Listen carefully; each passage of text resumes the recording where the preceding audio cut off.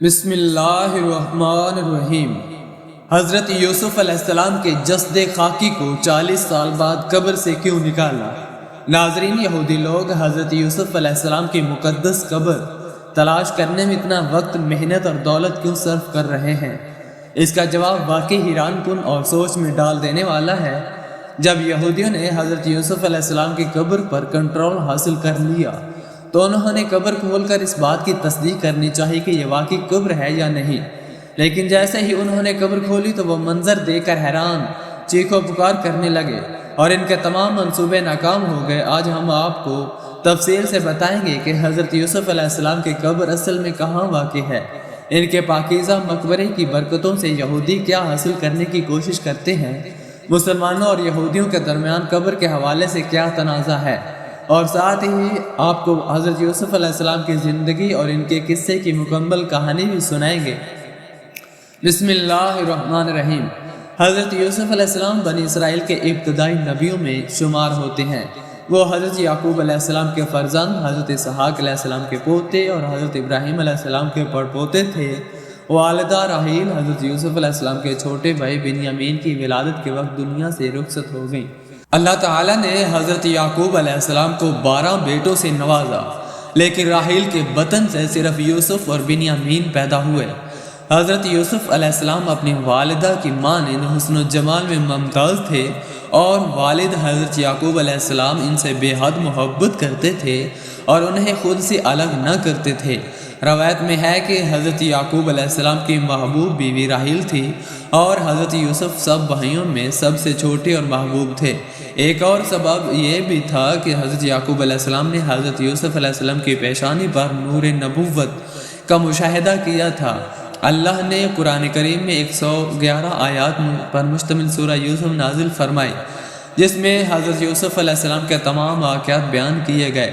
اس سورہ کو احسن القصص یعنی بہترین قصہ کہا گیا ہے، کیونکہ اس میں حسد، انا، نفس کی خواہشات، عبرت آموز نصائح، انسانی لغزشیں، صبر و استقامت، رضا و تسلیم اور اللہ کے عدل و انصاف، رحم و کرم کی بے پناہ کرشمات انتہائی دلچسپ اور خوبصورت انداز میں پیش کی گئی ہیں، جو رہتی دنیا تک انسانیت کے لیے مشعل راہ ہے۔ روایت میں آیا ہے کہ جب نبی اکرم صلی اللہ علیہ وسلم مکہ معظمہ میں تشریف فرما تھے اور ان کی خبر مدینہ طیبہ پہنچی تو وہاں کے یہودیوں نے چند آدمیوں کو مکہ بھیجا تاکہ آپ صلی اللہ علیہ وسلم کو آزمائیں۔ انہوں نے مبہم انداز میں سوال کیا کہ اگر آپ صلی اللہ علیہ وسلم سچے نبی ہیں تو بتائیں وہ کون سے پیغمبر تھے جن کا بیٹا ملک شام سے مصر لے جایا گیا اور باپ ان کے غم میں روتے روتے نابینا ہو گیا۔ یہودیوں نے یہ سوال اس لیے منتخب کیا کہ اس قصے کو کوئی عام شہرت نہیں تھی اور مکہ میں کوئی اہل کتاب اس واقعے سے آگاہ نہ تھا۔ توریت اور انجیل کے حوالے سے بھی کوئی شخص تفصیل جانتا نہ تھا۔ اس سوال کے جواب میں سورہ یوسف نازل ہوئی، جس میں حضرت یعقوب اور حضرت یوسف علیہ السلام کا پورا واقعہ اتنی تفصیل کے ساتھ بیان کیا گیا کہ توریت اور انجیل میں بھی اتنی وضاحت موجود نہیں تھی، اور اس لیے یہ حضور اکرم صلی اللہ علیہ وسلم کے لیے ایک کھلا معجزہ شمار ہوا۔ ناظرین، یوسف علیہ السلام ابھی بلوغت کے دروازے تک پہنچے بھی نہ تھے کہ انہوں نے ایک خواب دیکھا اور اپنے ابا جان کو بتایا، میں نے 11 ستارے، سورج اور چاند دیکھا جو سب میرے سامنے سجدہ کر رہے تھے۔ حضرت یعقوب علیہ السلام نے جب بیٹے کا یہ منظر سنا تو سمجھ گئے کہ آنے والے وقت میں یہ اللہ کی طرف سے ایک عظیم مرتبہ پانے والا بندہ بنے گے۔ اس لیے دل میں خوف پیدا ہوا کہ کہیں یوسف کے سوتیلے بھائی ان کی عظمت دیکھ کر حسد میں آ کر ان کے دشمن نہ بن جائیں۔ لہٰذا آپ نے بیٹے سے کہا کہ یہ خواب اپنے بھائیوں کو بیان نہ کرنا تاکہ وہ تمہارے خلاف کوئی سازش نہ کریں۔ کچھ مفسرین نے نقل کیا ہے کہ جب یوسف علیہ السلام نے خواب اپنے والد کو سنایا تو سوتیلا ماں دروازے کے قریب کھڑی سن رہی تھی، اور جب وہ اپنے بیٹوں کے پاس جا کر یہ بات سنائے تو پہلے یوسف سے حسد رکھتے ہوئے وہ بھائی اور بھی جل گئے۔ انہیں یہ برداشت نہیں تھا کہ یوسف شان اور مرتبے میں ان سے بڑھ جائے، اس لیے انہوں نے مل کر فیصلہ کیا کہ یا تو یوسف کو قتل کر دیا جائے یا کسی بیابان یا کنویں میں پھینک دیا جائے تاکہ باپ کا غم منتشر ہو اور تم سب آسانی سے اپنی زندگی گزار سکو۔ ایک نے یہودا نے مشورہ دیا کہ اسے براہ راست قتل مت کرو بلکہ کسی گہرے کنویں میں پھینک دو تاکہ اگر کوئی قافلہ وہاں سے گزرے تو اسے لے کر جائے۔ اگلے دن وہ 10 بھائی باپ کے پاس گئے اور اصرار کیا کہ باپ یوسف کو وہیں ہمارے ساتھ بھیج دیں تاکہ وہ کھیل کھلا سکے اور ہم اس کی حفاظت کریں۔ حضرت یعقوب علیہ السلام بار ڈرانے اور خبردار کرنے کے بعد بھی انہیں اجازت دینے پر آمادہ ہو گئے، اور صبح صادق سے پہلے جب وہ سفر کے قریب تھے تو والد نے مزید تاکید کی کہ یوسف کا خیال رکھنا، لیکن جیسے ہی وہ دور گئے تو بھائیوں نے اسے گود سے نیچے پھینک کر مار پیٹ شروع کر دی۔ دل پتھر ہو چکا تھا، پھر ایک بارہ دل نرم پڑا اور بڑے بھائی یہودا نے کہا کہ براہ راست قتل مت کرو، اسے قریب ایک کنویں میں ڈال دو تاکہ سانپ یا جانور سے مار ڈالے تو ٹھیک، ورنہ کوئی قافلہ گزر کر اسے لے جائے تو ہمارا مقصد پورا ہو جائے۔ یہودا کی تجویز سب نے منظور کر لی، اور قرآن کریم میں بیان ہوا ہے کہ جیسے ہی وہ اسے لے کر گئے اور سب نے ٹھان لیا کہ یوسف کو ایک انسان گہرے کنویں میں ڈال دیا جائے، اللہ تعالیٰ نے وقت مقرر کر دیا۔ روایت میں آتا ہے کہ حضرت یوسف علیہ السلام اس وقت 7 سال کے تھے۔ امام قربی رحمۃ اللہ علیہ کے مطابق وہ نامالک بچے تھے، جبکہ تفسیر ابن کثیر میں 17 سال اور بعض مفسرین کے مطابق 12 سال بھی لکھا گیا ہے۔ جب بھائی یوسف کو کنویں میں ڈالنے لگے، حضرت یوسف علیہ السلام نے رحم کی درخواست کی، مگر جواب ملا کہ جو 11 ستارے تجھے سجدہ کرتے ہیں وہی تیرے مددگار ہوں گے۔ بھائیوں نے انہیں ایک ڈول میں رکھا اور نیچے لٹکا دیا۔ نصف راستے میں ڈول کی رسی کٹ گئی، مگر اللہ تعالیٰ نے حضرت یوسف علیہ السلام کی حفاظت فرمائی۔ پانی میں گرنے کے باوجود انہیں کوئی چوٹ نہ لگی اور وہ قریب موجود پتھریلی چٹان پر بیٹھ گئے۔ بعض روایات کے مطابق اللہ کے فضل سے وہ 3 روز تک کسی کنویں میں رہے، اور بھائی یہودا چپ کر روزانہ کھانا پانی ڈول کے ذریعے پہنچاتے رہے۔ حضرت یوسف علیہ السلام کو کنویں میں ڈالے جانے کے بعد بھائیوں کو فکر لاحق ہوئی کہ والد کے سامنے کیا جواب دیں۔ چنانچہ انہوں نے ایک بکری ذبح کی، اس کا خون حضرت یوسف علیہ السلام کے کپڑے پر لگا کر والد کے پاس لے گئے اور کہا کہ یوسف کو بھیڑیا کھا گیا۔ حضرت یعقوب علیہ السلام نے کپڑے دیکھ کر پہچان لیا کہ یہ جھوٹ ہے، اور فرمایا کہ صبر کرنا ہی بہتر ہے، اور جو کچھ تم بیان کرتے ہو اس کے بارے میں اللہ ہی کا علم اور حکمت ہے۔ تفسیر قرطبی میں آتا ہے کہ ایک تجارتی قافلہ شام سے مصر جا رہا تھا، راستہ بھٹک کر سنسان جنگل میں پہنچ گیا۔ قافلے کے لوگ پانی کی تلاش میں تھے کہ مالک بن دہر نامی شخص پانی لینے کے لیے کنویں تک آیا اور ڈول اتارا۔ حضرت یوسف علیہ السلام نے ڈول کی رسی پکڑ لی، مالک نے اپنے اوپر کھینچا، وقت دیکھا کہ اس کے ساتھ ایک نومولود بچہ ہے تو خوشی سے پکار اٹھا، کیا بڑی خوشی کی بات ہے کہ یہ تو ایک بہت اچھا لڑکا نکلا۔ صحیح مسلم کی روایت میں ہے، شب معراج کے حوالے سے آتا ہے کہ رسول اللہ صلی اللہ علیہ وسلم نے فرمایا کہ میں نے حضرت یوسف علیہ السلام سے ملاقات کی تو دیکھا کہ اللہ تعالیٰ نے عالم کی تمام خوبصورتی اور حسن جمال کا آدھا حصہ حضرت یوسف علیہ السلام نے جمع کر دیا اور باقی آدھا پورے جہان میں تقسیم کر دیا۔ اس وقت جب حضرت یوسف علیہ السلام کو کنویں سے نکالا گیا تو بھائیوں نے انہیں نہ پایا، تو وہ سب یوسف کی تلاش میں نکلے، قافلے والوں کے پاس پہنچے اور کہا، یہ لڑکا ہمارا غلام ہے جو ہم سے بھاگ آیا ہے، اب یہ ہمارے لیے غیر ضروری ہے، اگر تم چاہو تو اسے خرید لو۔ قافلے والے اجنبی مقام پر تھے اور سندس بھائیوں کے خوف کے باعث انہیں خریدنے پر راضی ہو گئے۔ حضرت ابن مسعود رضی اللہ عنہ اور حضرت ابن عباس رضی اللہ عنہما فرماتے ہیں کہ بھائیوں نے حضرت یوسف علیہ السلام کو 20 درہم میں فروخت کیا اور آپس میں 2 درہم تقسیم کر لیے۔ قافلہ روانہ ہونے تک وہ یوسف کے ساتھ کچھ فاصلے تک چلے اور کہا کہ اسے مضبوطی سے باندھ کر رکھو تاکہ بھاگ نہ جائے اور والد کے پاس نہ پہنچے۔ قافلے والوں نے حضرت یوسف علیہ السلام کو مصر کے بازار میں فروخت کیا۔ ابن کثیر اور تفسیر قرطبی رحمۃ اللہ علیہ میں آتا ہے کہ لوگ بڑھ چڑھ کر قیمتیں لگانے لگے، یہاں تک کہ حضرت یوسف علیہ السلام کے وزن کے برابر سونا، وزن کے برابر مشک اور وزن کے برابر ریشمی کپڑے میں بیچ دیا گیا۔ حضرت یوسف علیہ السلام کو خریدنے والا شخص عزیز مصر یعنی وزیر مملکت تھا، جو خزانہ اور سلطنت کے امور میں حاوی تھا۔ ابن اسحاق فرماتے ہیں کہ اس کا نام اطفیر بن رہیب اور بیوی کا نام راحیل بنت رمہ بیل تھا، اگرچہ اکثر مفسرین نے بیوی کا نام زلیخا لکھا ہے۔ عزیز مصر نے حضرت یوسف علیہ السلام کو خوشی خوشی اپنے گھر لے جایا اور اپنی بیوی کو نصیحت کی کہ اسے عزت و احترام سے رکھو۔ قرآن میں ارشاد ہے کہ مصر والوں میں سے جس نے اسے خریدا تھا، اس نے اپنی بیوی سے کہا کہ اسے بہت عزت دو، ممکن ہے کہ یہ ہمیں فائدہ پہنچائے یا ہم اسے اپنا بیٹا بنا لے۔ یوں مصر کی زمین پر حضرت یوسف علیہ السلام کے قدم جم گئے۔ حضرت یوسف علیہ السلام محل میں سکون اور اطمینان کے ساتھ رہنے لگے۔ عزیز مصر ان کی دیانت، شرافت، پاکیزگی، سچائی اور بردباری سے بہت متاثر ہوا، مگر اللہ تعالیٰ نے بھی حضرت یوسف علیہ السلام کو مزید آزمائشوں سے گزارنا تھا۔ کچھ ہی عرصہ گزرا کہ وہ سن شباب پر پہنچ گئے اور عزیز مصر کی بیوی زلیخا حضرت یوسف علیہ السلام کے حسن و جمال سے متاثر ہو کر ان پر زور دینے لگی اور ان کے لیے آزمائش شروع ہو گئی۔ قرآن مجید میں ارشاد ہے کہ وہ عورت جس کے گھر میں حضرت یوسف علیہ السلام تھے، اس نے انہیں پھسلانے کی کوشش کی اور دروازہ بند کر لیا۔ کہنے لگی کہ آؤ۔ حضرت یوسف علیہ السلام نے کہا، اللہ کی پناہ، یہ تو میرا ایسا ظلم نہیں کر سکتی، بے شک ظالم لوگ نجات نہیں پاتے۔ حضرت یوسف علیہ السلام نے دیکھا کہ عورت شیطان کی بہکاوے میں ہے، دعوت گناہ پر مشتاق ہے، تو فوراً باہر نکلے کے لیے دروازے کی جانب دوڑ لگائی۔ زلیخا نے انہیں پکڑنے کے لیے پیچھے دوڑا اور حضرت یوسف علیہ السلام کی قمیض کا پچھلا دامن اس کے ہاتھ میں آ گیا۔ جیسے اس نے اسے اپنی طرف کھینچا تو پھٹ گیا۔ حضرت یوسف علیہ السلام باہر نکلے تو سامنے عزیز مصر کھڑا تھا اور پیچھے زلیخا تھی۔ جب اس نے شوہر کے دروازے پر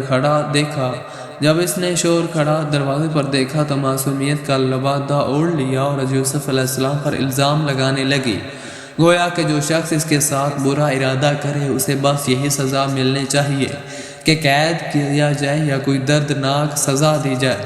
حضرت یوسف علیہ السلام نے جب دیکھا کہ عورت نے الزام لگا دیا ہے تو صورتحال واضح کر دی اور بولے کہ یہ مجھے اپنے نفسانی خواہشات پورا کرنے پر مجبور کر رہی تھی۔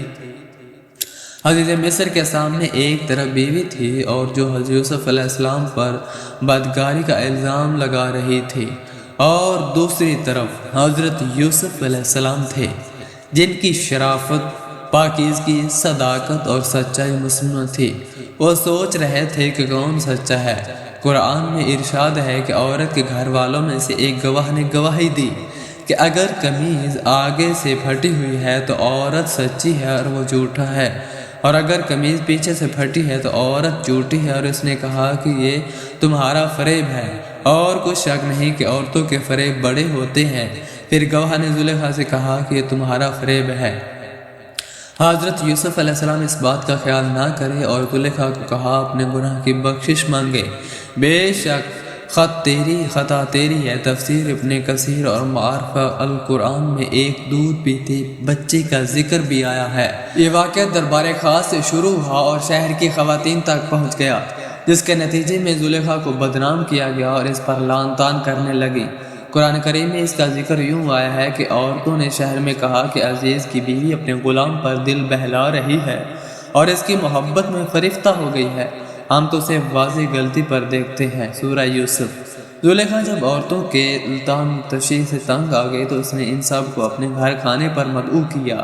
جب تمام خواتین کھانے پر آئیں تو ہر ایک کو پھل تراشنے کے لیے چھری دی اور حضرت یوسف علیہ السلام کو سامنے لانے کو کہا۔ عورتوں نے جب حضرت یوسف علیہ السلام کے حسن و جمال کو دیکھا تو وہ اتنی مدہوش ہو گئی کہ پھل تراشنے کی بجائے اپنے ہاتھ کاٹ بیٹھی اور بے اختیار بول اٹھی، سبحان اللہ، یہ انسان نہیں، یہ تو یقیناً کوئی بزرگ فرشتہ ہے۔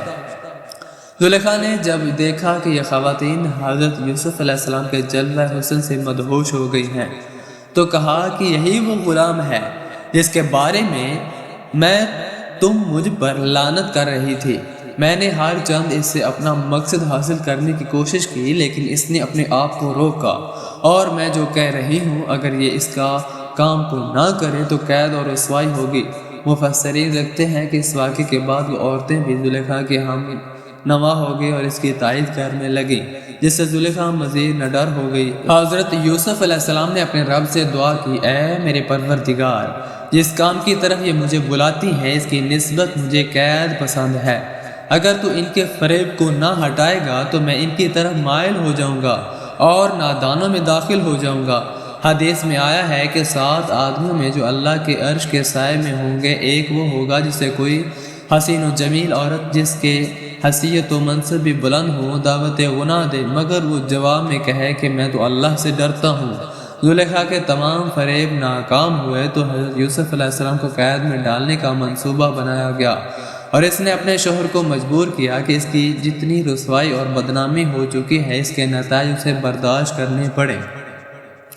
حضرت یوسف علیہ السلام کو قید میں ڈال دیا گیا تاکہ ان کے حفظ و پاک دامنی کے باوجود لوگوں کو یہ ثابت کیا جا سکے کہ وہ سچے اور نیک ہیں، لیکن عزیز مصر نے ان کی سچائی اور پاکیزگی پر بھروسہ کرتے ہوئے انہیں زندہ رکھا۔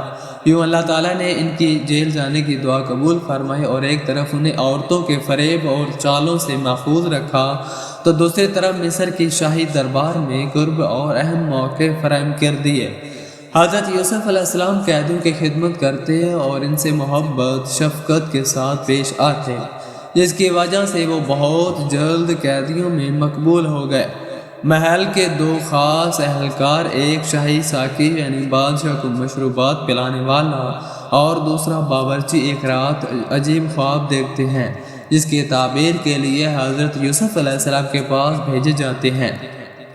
ایک نے خواب میں خود کو شراب نچوڑتے دیکھا اور دوسرے نے خواب میں اپنے سر پر روٹی اٹھائے دیکھی جسے پرندے کھا رہے تھے۔ حضرت یوسف علیہ السلام نے فرمایا کہ تم دونوں میں سے ایک بادشاہ کو شراب پلانے پر مقرر ہو جائے گا اور دوسرا سولی پر لٹکا دیا جائے گا جہاں پرندے اس کی روٹی کھا جائیں گے، اور جس کے لیے میں نے اچھا خیال کیا وہ رہائی پا جائے گا اور اسے اپنے آقا سے میرا ذکر کرنا ہوگا، مگر شیطان کی بھول کے سبب وہ اس کا ذکر نہ کر سکا اور حضرت یوسف علیہ السلام کئی سال جیل میں رہے۔ ناظرین، بتایا جاتا ہے کہ 7 سال جیل میں گزارنے کے بعد اللہ رب العزت نے اپنے محبوب نبی کی عزت اور رہائی کا انتظام فرمایا۔ مصر کے بادشاہ نے ایک دن حیران کن اور پریشان کن خواب دیکھا جس کی تعبیر درباری اور مشیر نہ بتا سکے۔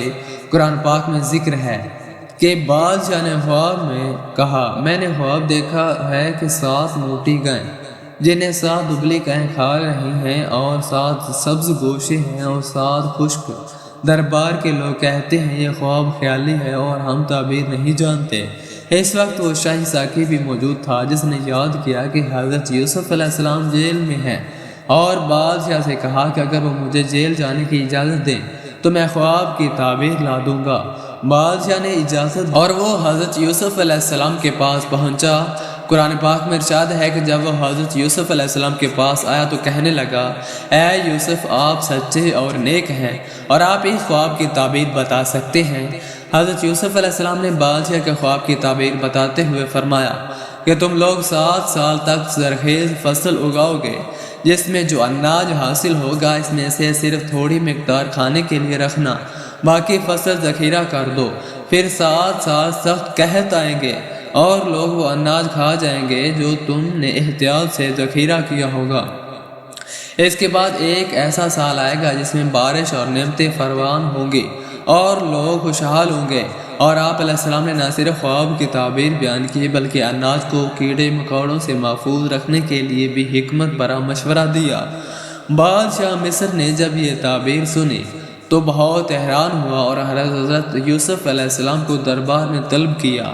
قاصد پیش ہوا اور حضرت یوسف علیہ السلام نے دربار میں جانے سے فرمایا کہ پہلے یہ معلوم کریں کہ ان عورتوں کا اصل واقعہ کیا تھا جنہوں نے اپنے ہاتھ کاٹ لیے تھے۔ بادشاہ نے خواتین کو طلب کیا اور پوچھا کہ جب تم نے یوسف کو اپنی طرف مائل کرنے کی کوشش کی تو کیا ہوا؟ خواتین نے سب نے یک زبان ہو کر جواب دیا کہ ہم نے ان میں کوئی برائی نہیں دیکھی اور حضرت یوسف علیہ السلام کی پاک دامنی کی تصدیق کی۔ زلیخا شرم سے پانی پانی ہو گئی اور بولی کہ اصل یہی ہے کہ میں نے ان کو اپنی طرف مائل کرنے کی کوشش کی۔ لیکن وہ سچے اور پاک تھے۔ سورہ یوسف آیت 51 میں ذکر ہے کہ یہ واقعہ اس لیے بیان ہوا تاکہ سچائی واضح ہو جائے اور حضرت یوسف علیہ السلام کی رہائی سے پہلے معاملے کی حقیقت سامنے آ جائے۔ حضرت یوسف علیہ السلام کو جب دربار میں لایا گیا تو بادشاہ نے گرم جوشی کے ساتھ خیر مقدم کیا اور خواب کی تمام تفصیلات اور ان کے حال دریافت کیے۔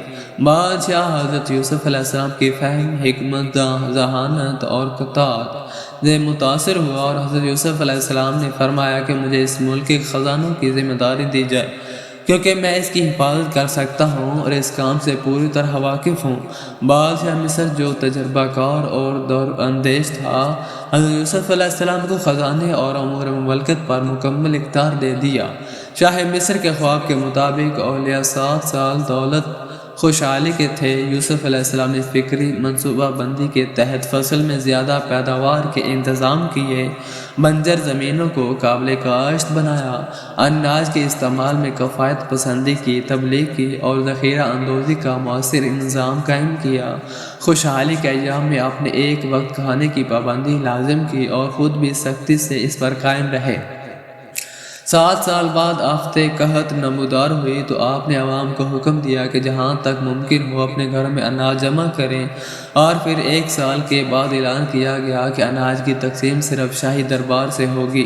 لہٰذا لوگ خزانہ دربار کی طرف آنے لگے جہاں یوسف علیہ السلام کے زیر نگرانی اناج بانٹا جاتا تھا۔ آپ نے تقسیم کے لیے مخصوص پیمانہ مقرر کیا اور ایک اونٹ کے بوجھ کے حساب سے غلہ دینے کا بندوبست کیا۔ قحط کے مصر کے علاوہ شام و فلسطین تک پھیل گئی، مگر یوسف علیہ السلام کی سخاوت و رحم کی شہرت ہر گوشے میں پہنچ گئی۔ لوگ دربار آ کر غلہ خرید لے تھے۔ اس دوران حضرت یعقوب علیہ السلام کے گھرانے جو فلسطین میں تھے سن کر کہنے لگے، تم بھی مصر میں جا کر اس فیاض حکمران سے غلہ لے آؤ۔ یعقوب علیہ السلام کے 10 بیٹے بنیامین کے سوا مصر آئے۔ یوسف علیہ السلام ان سے 5-7 برس کے دوری کے بعد ملے تو انہوں نے پہچاننے کا بہانہ بنایا، ان سے سوالات کر کے ان کی اصل حالت معلوم کرنے کی کوشش کی تاکہ مکمل خبریں بتاتے۔ بھائیوں نے بتایا کہ وہ بنی یعقوب ہیں۔ ایک بچپن میں بھول گیا ہے کہ ایک چھوٹا بھائی ہے جسے والد کے پاس چھوڑا گیا۔ یوسف علیہ السلام نے انہیں شاہی مہمان خانے میں ٹھہرایا اور خفیہ طور پر ان کے بوریوں میں رقم رکھوا دی۔ بھائی خوشی خوشی اناج لے کر واپس پلٹے اور والد کو عزیز مصر کے اچھے سلوک اور سخاوت کے قصے سنائے اور کہا کہ بادشاہ نے حکم فرمایا ہے کہ اگر تم اپنے چھوٹے بھائی کو ساتھ نہ لائے تو مستقبل میں اناج نہ ملے گا، اس لیے وہ چھوٹے بھائی کو ساتھ بھیجنے کی درخواست لے کر آئے۔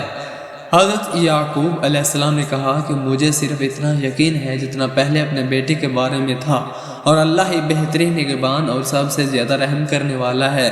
جب اناج ختم ہونے لگا تو بھائی دوبارہ مصر جانے کے ارادہ کرنے لگے اور بنیامین کو ساتھ لے جانے کے لیے والد کے پاس حاضر ہوئے، لیکن حضرت یعقوب علیہ السلام سابقہ تجربے کی وجہ سے بنیامین کو بھیجنے پر آمادہ نہ تھے، لہٰذا انہوں نے کہا کہ میں اسے ہرگز تمہارے ساتھ نہیں بھیجوں گا جب تک تم اللہ کے نام پر عہد نہ کرو کہ اسے صحیح و سالم واپس لے آؤ گے، سوائے اس صورت کے کہ تم سب گرفتار ہو جاؤ یا تم سب ہلاک ہو جاؤ۔ جب بھائیوں نے عہد کر لیا تو حضرت یعقوب علیہ السلام نے انہیں ہدایت کی کہ ایک ہی دروازے سے نہ داخل ہونا بلکہ جد و جدا دروازے سے داخل ہوں، کیونکہ نظر بد کا امکان ایک ہی رستے سے زیادہ تھا اور اللہ کی تقدیر پر بھروسہ رکھنا چاہیے۔ 11 تندرست اور توانا بھائی تھے، اس لیے الگ الگ راستے بہتر سمجھے گئے۔ نبی کریم صلی اللہ علیہ وسلم نے بھی نظر بد کے اثر سے بچنے کے لیے دعائیں بتائیں، جیسے بارک اللہ کہنا، سورہ فلق و ناس کا دم کرنا یا ماشاء اللہ لا قوت الا باللہ کہنا۔ یہ سب طریقے قرآن و سنت سے ثابت ہیں۔ تمام بھائی بنیامین کو ساتھ لے کر عزیز مصر کے دربار پہنچے۔ حضرت یوسف علیہ السلام نے اپنے بھائی کو پہچان لیا اور 2 بھائیوں کو ایک کمرے میں رکھ کر بنیامین کو الگ کمرے میں رکھا۔ پھر خلوت میں انہیں حقیقت بیان کی کہ وہ ان کے حقیقی بھائی یوسف ہیں۔ حضرت یوسف علیہ السلام نے سب بھائیوں کا اناج ان کے اونٹوں پر لدوا کر خوشی خوشی روانہ کیا اور بھائیوں کے سامان میں پانی پینے کا پیالہ بھی رکھ دیا۔ راستے میں ایک آواز دینے والے نے پکار کر کہا کہ اے قافلے والوں، تم لوگ چور ہو۔ جب وہ لوگ اس کی طرف متوجہ ہوئے تو کہا کہ بادشاہ کا پیالہ کھو گیا ہے، اور جو اسے واپس لے آئے گا اسے ایک اونٹ کے بوجھ کے برابر غلہ ملے گا، اور میں اس کا ذمہ دار ہوں۔ انہوں نے کہا اللہ کی قسم، تم جانتے ہو کہ ہم اس ملک میں برائی کرنے یا چوری کرنے ارادے سے نہیں آئے، ہم بے غیرت لوگ نہیں ہیں۔ پوچھا گیا اگر وہ پیالہ تمہارے سامان سے مل گیا تو سزا کیا ہوگی؟ بھائیوں نے جواب دیا ہمارے قانون الہی کے مطابق جو چیز چوری کرنے والا نکلے اسے اس شخص کے حوالے کر دیا جاتا ہے۔ پھر سب کا سامان حضرت یوسف علیہ السلام کے سامنے پیش کیا گیا۔ جب ہر ایک کی تلاشی لی گئی تو آخرکار بنیامین کی بوری میں وہی پیالہ برآمد ہوا۔ اس الزام کے سبب بنیامین کو جانے کی اجازت نہ دی گئی، اور یہ منظر بھائیوں کے لیے شدید تکلیف اور حیرت کا باعث بنا۔ انہوں نے کہا اگر اس نے چوری کی تو وہ اکیلا نہیں، اس کا بڑا بھائی پہلے ہی کسی بات میں ملوث رہا۔ سورہ یوسف۔ در حقیقت حضرت یوسف علیہ السلام کی پرورش ان کی پھوپھی نے کی تھی۔ جب وہ بڑے ہوئے تو حضرت یعقوب علیہ السلام انہیں باپ کے پاس لانا چاہے تو پھوپھی نے باز رکھا۔ اس نے ان کی کمر میں ایک پٹکا باندھا ہوا ظاہر کیا کہ پٹکا کھو گیا ہے۔ جب سب نے تلاشی لی تو وہی پٹکا ان کے پاس نکلا، لہذا شرعی حکم کی وجہ سے انہیں پھوپھی کے پاس رکھنا پڑا۔ جب وہ وفات پا گئے تو یوسف علیہ السلام اپنے والد کے پاس جا پہنچے۔ بھائی فکر مند تھے کہ باپ کے سامنے کیا جواب دیں گے۔ انہوں نے حضرت یوسف علیہ السلام سے التجا کی کہ بنیامین کے بدلے میں ہم میں سے کسی کو روک لو، مگر حضرت یوسف علیہ السلام نے کہا جو شخص جس کے سامان سے چیز ملی ہے وہی ذمہ دار ٹھہرایا جائے گا۔ بڑے بھائی دل شکستہ ہو کر آپس میں مشورہ کرنے لگے۔ سب سے بڑے بھائی یہودا نے کہا کہ کیا تم بول گئے ہو کہ ہم نے والد کی قسم کھا کر وعدہ کیا ہے؟ وعدہ نہیں کیا تھا، جب تک والد حکم نہ دے میں نہیں ہلوں گا۔ سورہ یوسف۔ یوں وہ بڑا بھائی یہودا اپنے موقع پر قائم رہا اور باقی 9 بھائی مصر سے واپس کنعان پہنچے اور باپ کو پورا ماجرا بیان کیا۔ انہوں نے اپنی بے گناہی بیان کی اور کہا کہ اگر آپ ہماری بات پر یقین نہ کریں تو اس علاقے کے لوگوں سے پوچھ لیجئے جہاں ہم ٹھہرے تھے۔ حضرت یعقوب علیہ السلام نے فرمایا میں اپنے غم و علم کی شکایت اپنے رب ہی سے کرتا ہوں، مجھے وہ باتیں معلوم ہیں جو تم نہیں جانتے۔ اے میرے بیٹو جاؤ اور یوسف اس کے بھائی کو اچھی طرح تلاش کرو، اللہ کی رحمت سے کبھی مایوس نہ ہو، بلا شبہ اللہ کی رحمت سے مایوس وہی ہوتے ہیں جو کافر ہیں۔ تمام بھائی حضرت یعقوب علیہ السلام کے اصرار کے مطابق دوبارہ عزیز مصر کے دربار میں پہنچے اور عاجزی و انکساری سے اپنے بھائی کی رہائی کی درخواست کی۔ ساتھ ہی والد کے بڑھاپے کی کمزوری اور دوسرے بیٹوں سے علیحدگی کے دکھ کا بھی ذکر کیا۔ حضرت یوسف علیہ السلام کا دل بھر آیا اور آنکھیں نمناک ہو گئی۔ روایت میں آتا ہے کہ حضرت یعقوب علیہ السلام نے عزیز مصر کو ایک خط بھی بھیجا۔ جب حضرت یوسف علیہ السلام نے خط پڑھا تو وہ بے اختیار رونے لگے اور پھر اپنا راز ظاہر کر دیا۔ انہوں نے بھائیوں سے سوال کیا کیا تمہیں یاد ہے کہ یوسف اور اس کے بھائی کے ساتھ کیا برتا ہوا تھا؟ بھائیوں نے جب عزیز مصر کی زبان سے اپنے بھائی یوسف کی باتیں سنی تو حیران رہ گئے اور گھبرا کر کہا سچ میں تم ہی یوسف ہو؟ حضرت یوسف علیہ السلام نے جواب دیا ہاں میں ہی یوسف ہوں اور یہ میرا بھائی ہے۔ اللہ نے ہم پر فضل و کرم فرمایا، جو شخص اللہ سے ڈرتا اور صبر کرتا ہے اللہ نیکوکاروں کا اجر ضائع نہیں کرتا۔ سورہ یوسف۔ بھائیوں نے حضرت یوسف علیہ السلام کی عظمت اور صبر و شرافت دیکھی تو اپنی خطائیں مانی۔ حضرت یوسف علیہ السلام نے درگزر سے کام لیتے ہوئے انہیں معاف کر دیا۔ آپ علیہ السلام نے بھائیوں کو بہت سا غلہ اور سامان دیا اور کہا میرا یہ کرتا لے جاؤ اور اسے والد کے منہ پر رکھ دو تاکہ ان کی بینائی واپس آ جائے، اور سب اپنے اہل و عیال کے ساتھ میرے پاس آ جاؤ۔ قافلہ کرتا لے کر کنعان روانہ ہوا اور جیسے ہی والد حضرت یعقوب علیہ السلام نے کرتا پایا تو ان کی بینائی بحال ہو گئی۔ آپ علیہ السلام نے فرمایا کیا میں نے تم سے نہیں کہا تھا کہ میں اللہ کی طرف سے وہ باتیں جانتا ہوں جو تم نہیں جانتے؟ سورہ یوسف۔ کچھ دن بعد حضرت یعقوب علیہ السلام اہل خانہ کے ہمراہ مصر روانہ ہوئے۔ حضرت یوسف علیہ السلام نے ایک بڑی فوج کے ساتھ شہر سے باہر آ کر والد اور خاندان کا استقبال کیا۔ 40 سال بعد کی یہ ملاقات باپ بیٹے کے درمیان دوبارہ محبت قربت کا سبب بنی۔ حضرت یوسف علیہ السلام نے والد اور خاندان کو تخت شاہی پر بٹھایا اور خود بھی تخت شاہی پر جلوہ افروز ہوئے، جس پر تمام درباریوں نے سجدہ کیا، خاندان نے بھی سجدہ کیا، جس کے بعد مولانا اشرف علی تھانوی رحمۃ اللہ علیہ فرماتے ہیں کہ یہ سجدہ تہبیت کے طور پر جائز تھا۔ حضرت یوسف علیہ السلام کو اپنا بچپن خواب یاد آیا اور فرمایا، ابا جان، یہ وہ خواب ہے جس کی تعبیر اللہ نے سچ کر دیا۔ بادشاہ مصر حضرت یوسف علیہ السلام پر ایمان لے آیا اور امور سلطنت آپ کے سپرد کر دیے گئے۔ حضرت یوسف علیہ السلام خاندان نے مصر میں مستقبل سکونت اختیار کی اور اسی طرح بنی اسرائیل مصر میں آباد ہو گئے۔ ناظرین، روایت میں آتا ہے کہ حضرت یوسف علیہ السلام کی وفات کے بعد انہیں موجودہ مصر میں دفن کیا گیا اور وہیں ان کی قبر مبارک واقع ہوئی۔